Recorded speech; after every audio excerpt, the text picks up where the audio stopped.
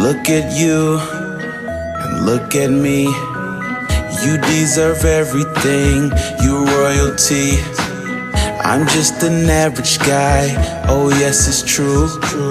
I know just what to do when it comes down to me and you. I hate to have this happen the way it has to happen. What I thought was perfect matching was a perfect mismatch. And I think I owe it to you to set you free, cause you'll be better off without me. Don't back away from me, this isn't like you.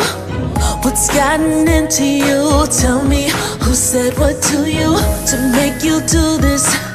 Think for a minute, I don't care what others have to say about us.